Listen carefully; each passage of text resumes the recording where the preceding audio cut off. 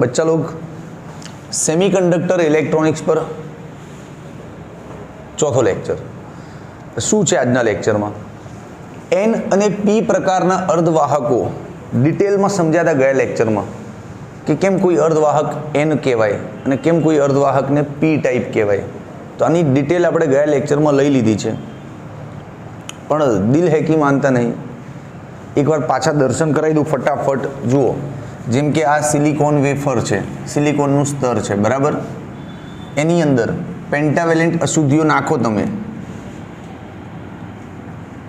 Pentavalent અશુદ્ધિઓ નાખો એટલે શું થાય?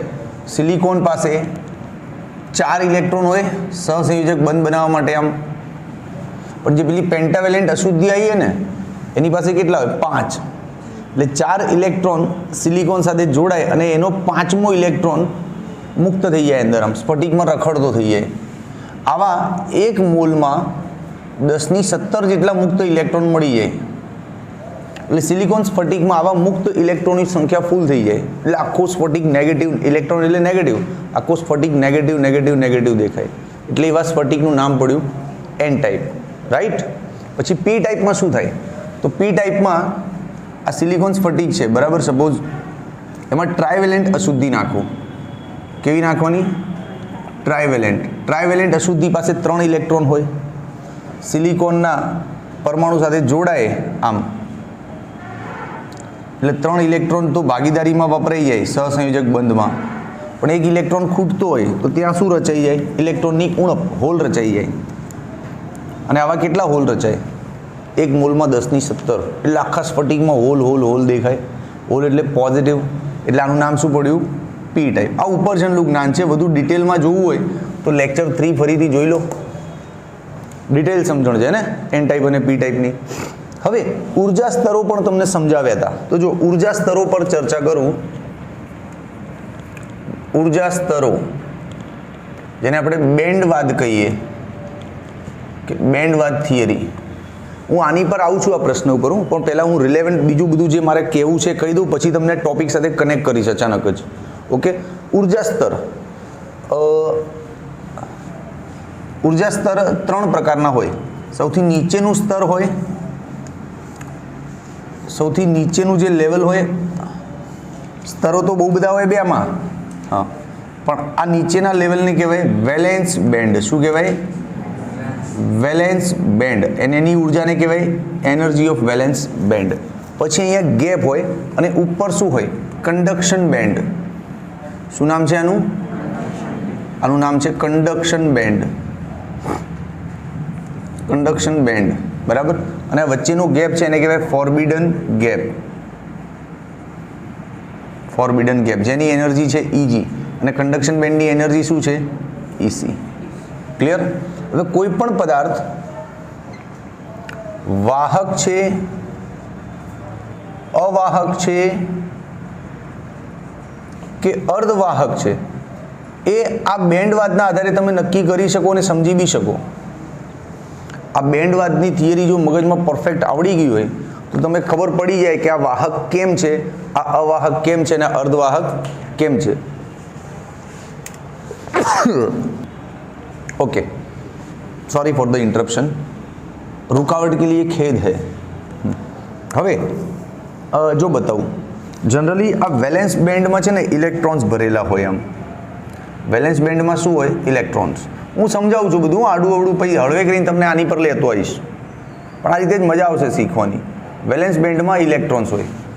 હવે આ ઇલેક્ટ્રોન્સને અહીંથી અહીંયા જવું હોય તો ઉર્જા જોઈએ, અને કદાચ એ ઉર્જા મળી ગઈને કૂદીને અહીંયા જતા રહ્યા ને તો અહીંયા હોલ બની જાય અને અહીંયા ઇલેક્ટ્રોન આવી જાય, રાઈટ. પછી સપોઝ આ ઇલેક્ટ્રોન અહીંથી ગયો તો અહીંયા શું બની ગયું? હોલ. અને અહીંયા શું જતું રહ્યું? ઇલેક્ટ્રોન. હવે કન્ડક્શન બેન્ડમાં ઇલેક્ટ્રોન જાય તો વહન થાય, રાઈટ કે નહીં? Right, right.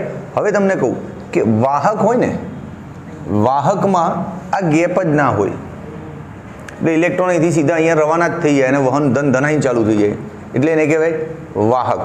વાહકમાં નો ફોરબિડન ગેપ, કાં તો અવગણ્ય ગેપ હોય, એમ બહુ ઓછો, એટલે વાહક છે. અવાહકમાં શું હોય ખબર છે?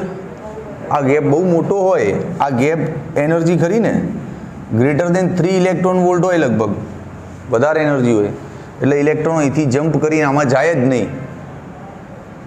નહીં અને વહન થાય નહીં. ખ્યાલ આવ્યો? અર્ધવાહકમાં કેવું હોય ખબર છે? આ ગેપ અવાહક જેટલો વધારે ના હોય અને વાહક જેટલો ઓછો ના હોય, મધ્યમ ગેપ હોય. ખ્યાલ આવ્યો? અને ગેપ એનર્જી લગભગ 1.1 હોય સિલિકોન માટે અને 0.72 સમથિંગ હોય જર્મેનિયમ માટે. તો ઓછી જ છે ને, આના કમ્પેરેટિવમાં ઉર્જા ઓછી છે. ઓરડાના તાપમાને આ ઉર્જા મળે એટલે ઇલેક્ટ્રોન કૂદીને સીધા અહીંયા વહન ચાલુ, પણ એટલું બધું નહીં, કેમ કે બધા ઇલેક્ટ્રોન આટલી એનર્જી મેળવી શકતા નથી સરળતાથી. રાઈટ? તો આ છે બેન્ડવાદની થિયરી, જેના આધારે પદાર્થ 3 કેટેગરીના બને, કે જેમાં બહુ ગેપ હોય એ અવાહક, કેમ કે એના ઇલેક્ટ્રોન કૂદી અને વેલેન્સ બેન્ડમાંથી કન્ડક્શન બેન્ડમાં જશે જ નહીં.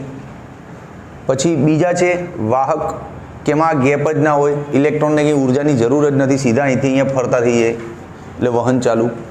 ત્રીજું છે અર્ધવાહક. અર્ધવાહકમાં આ ગેપ થોડી ઓછી હોય. રાઈટ? પણ હજી આ શુદ્ધ અર્ધવાહકની વાત ચાલે છે. શુદ્ધ પ્યોર અર્ધવાહક, એમ ઇન્ટ્રિન્સિક અંતર્ગત અર્ધવાહક,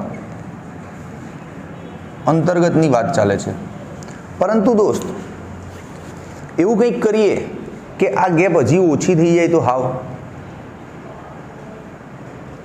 તો આની વાહકતા વધી જાય ને. આ ગેપ તમે બિલકુલ ઓછી કરી દો, 1.1 ઇલેક્ટ્રોન વોલ્ટ કરતાં ઓછી ઉર્જાની જરૂર હોય તો ઇલેક્ટ્રોન સરળતાથી અહીંથી જમ્પ મારશે ને, કે નહીં મારે? તો એવી કંઈક ટેકનિક કરીએ ને કે આ ગેપ હજી ઓછો થઈ જાય તો વહન સારું થાય ને. પણ એવું કંઈક કરવા માટે છે ને પછી આ શુદ્ધ સિલિકોનમાં અશુદ્ધિ ઉમેરવી પડે. આ રીતે કા પેન્ટાવેલેન્ટ કા ટ્રાયવેલેન્ટ, આ અશુદ્ધિ ઉમેરો ને એટલે અશુદ્ધિના જે ઉર્જા સ્તર છે ને એમાં ગેપ આટલો બધો નહીં હોતો, એમાં ગેપ બહુ ઓછો હોય. એટલે એ અશુદ્ધિના ઇલેક્ટ્રોન્સ બમ કૂદી જાય, બધા જતા જ રહે, બહુ ઓછી ઉર્જા જોઈએ એમને. ખ્યાલ આવ્યો કે નહીં? તો yes, this is all connect with the topic. NP પ્રકારના અર્ધવાહકો એટલે કે શુદ્ધ અર્ધવાહકમાં અશુદ્ધિ મિલાયા પછી એના આ બેન્ડ કેવા દેખાય એની પર ચર્ચા કરવાની છે. This is the question. હવે સમજ્યા પ્રશ્ન? કે જ્યાં સુધી અશુદ્ધિ નથી મિલાઈ ત્યાં સુધી ગેપ આવો છે. એકવાર આની અંદર અશુદ્ધિ મિલાઈ દો, ગેપ ઘટી જાય, આ રિક્વાયરમેન્ટ પણ ઓછી થઈ જાય દોસ્ત. સમજ્યા કે નહીં? તો ચલો હવે સમજાવું કે N અને P પ્રકારના અર્ધવાહક બેન્ડ કેવા દેખાય એમના. તો જુઓ, અહીંયા ટાઇટલ લઈએ આપણે N પ્રકારનું અને અહીંયા લઈએ P પ્રકાર. ભાઈ કેમેરામેન કવર થાય છે ને આ બધી બાજુ? P પ્રકાર, N વર્सेस P का मैच है. चलो आ जाओ. N પ્રકારના અર્ધવાહકમાં તમે જે અશુદ્ધિ મિલાઈ હોય એ અશુદ્ધિ શું કહેવાય? દાતા અશુદ્ધિ કહેવાય. દાતા એટલે ડોનર અશુદ્ધિ. બરાબર. ડોનર અશુદ્ધિ શું કરે? સિલિકોન સ્ફટિકમાં ઇલેક્ટ્રોન મુક્ત કરે એટલે ઇલેક્ટ્રોનની સંખ્યા ગણતા હોલ કરતાં બહુ વધી જાય એટલે આખું કેવું દેખાય? નેગેટિવ. એટલે એનું નામ શું પડ્યું? N type. હવે એના ઉર્જા સ્તર કેવા હોય? જો આવા, આ સૌથી ઉપર કન્ડક્શન બેન્ડ હોય, આમ કન્ડક્શન બેન્ડ હોય, રાઈટ? એ નીચે શું હોય? Valence band. વેલેન્સ બેન્ડની ઉર્જાને શું નામ આપી દઈએ? EV. કન્ડક્શન બેન્ડની ઉર્જાને શું નામ આપી દઈએ? EC. વચ્ચેની ગેપ છે, આ છે ફોરબિડન ગેપ, રાઈટ? જે લગભગ 1.1 હોય સિલિકોન હોય તો આટલી ગેપ છે આ.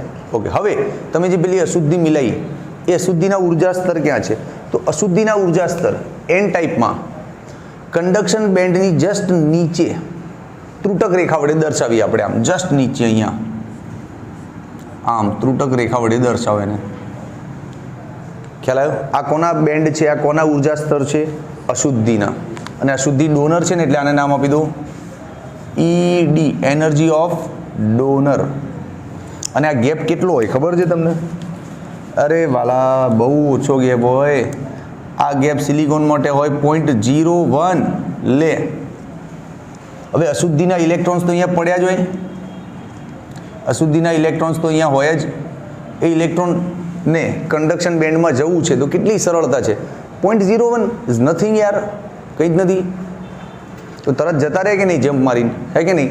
તો આ ઇલેક્ટ્રોન તરત અહીંયા જતા રહે, એટલે અહીંયા ખાલી, પછી આ ઇલેક્ટ્રોન અહીંયા જતો રહે, આ અહીંયા જાય, એટલે ડોનરના બધા ઇલેક્ટ્રોન અહીંયા જતા રહે. કેટલા? 1 2 3 4 5 6 7, 6 અને આ 7.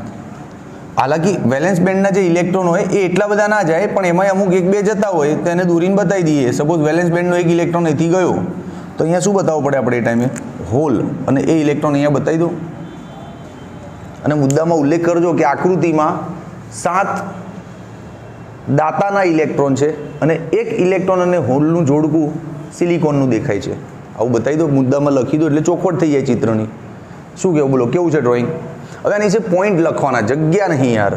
હું એમને એમ કહી દઉં શું કે આકૃતિમાં દાતા અશુદ્ધિના ઉર્જા સ્તરો કંડક્શન બેન્ડની નીચે ત્રુટક રેખા વડે દર્શાવ્યા છે. શું લખશો? આકૃતિમાં દાતા અશુદ્ધિના ઉર્જા સ્તરો કંડક્શન બેન્ડની નીચે ત્રુટક રેખા વડે દર્શાવ્યા છે. ડન. પછી આ લખો, ત્યાં ગેપ કેટલો છે? 0.01, જે રૂમ ટેમ્પરેચર પર ઇઝીલી મળી રહે આટલી એનર્જી, અને એ લોકો જમ્પ કરીને કંડક્શન બેન્ડમાં જાય અને સારું એવું વહન કરે છે. પછી આ લખી દો કે કંડક્શન બેન્ડમાં કુલ 8 ઇલેક્ટ્રોન છે, જે પૈકી 7 દાતામાંથી આવ્યા છે અને 1 ઇલેક્ટ્રોન વેલેન્સ બેન્ડમાંથી આવ્યો છે. આના પરથી પ્રમાણની અંદાજ આવી જાય કે શું પ્રમાણમાં ઇલેક્ટ્રોન અહીંથી જાય. નથી જતા ને બહુ, એટલે તો અશુદ્ધિ ઉમેરી. જો અશુદ્ધિના ઇલેક્ટ્રોન ફટફટ ગયા અને કામ થઈ ગયું ને. સમજા કે નહીં? તો ये है एन टाइप का स्ट्रक्चर. હજી થોડુંક ટેક્સ્ટ બુકમાં વાંચી અને આ બધા ટેકનિકલ પોઈન્ટ સારી રીતે લખજો. મારું કામ હતું તમને પરફેક્ટ સમજાવવાનું, સમજાવી દીધું. તમને કોઈ ડાઉટ હોય અંદર તો બોલો. ક્લિયર છે? હવે થોડો કેમેરો અહીંયા લેજો ભાઈ. હું હવે આ બાજુ લખીશ પૂરેપૂરું. હું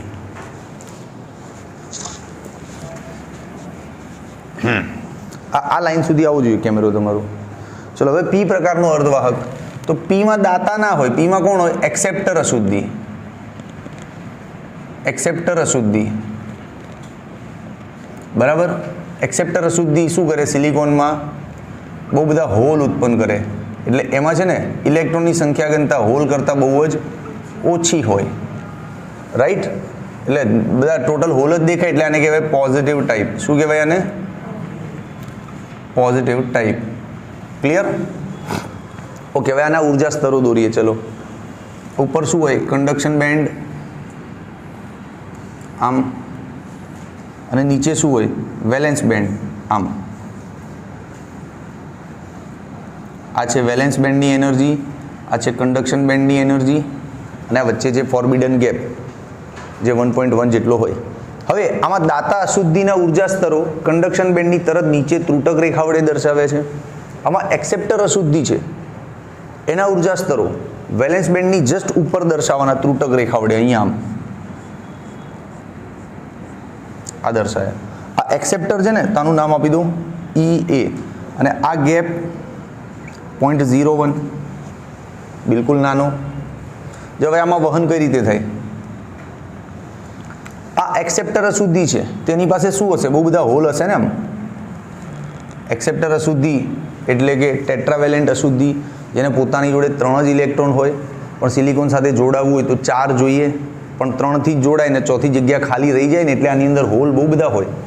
હવે વેલેન્સ બેન્ડના ઇલેક્ટ્રોનને જમ્પ મારીને કંડક્શન બેન્ડમાં જવાની જરૂર નથી. જોઈ લે. હા, સીધા અહીંયા જ જશે ને. આમ ગયા, પૂરાઈ ગયા હોલ, વહન ચાલુ, બમ બમાઈ. બોલો, છે કે નહીં? ઇઝી છે ને? તો આ રીતે જ એને પણ તમે લખશો પ્રોપર સિસ્ટમેટિક. બોલો, કોઈ તકલીફ છે? કોઈ ડાઉટ છે? આમ તો આમાં ઘણું બધું કહેવું છે, પણ હું બધું એટલું બધું બોલતો જઈશ ને તો તમે ટેક્સ્ટ બુક નહીં વાંચો યાર. મારે તમારી જોડે વંચાવડાવી છે કે સિસ્ટમેટિક વાંચો ટેક્સ્ટ બુક, અને સારા સારા પોઈન્ટ્સ, મારા કરતાં પણ વધારે પોઈન્ટ્સ કવર કરો અને નોટ્સ લખો. અને નોટ્સ હું કાલે ચેક કરીશ. જો કે ગયા લેક્ચરમાં મેં કહ્યું હતું કે 1 થી 6 પ્રશ્નો, 7મો છે, 1 થી 6 પ્રશ્નોના નોટ્સ ચેક કરીશું. ચલો, વાંધો નહીં, આનું સ્ક્રીનશોટ લઈ લો.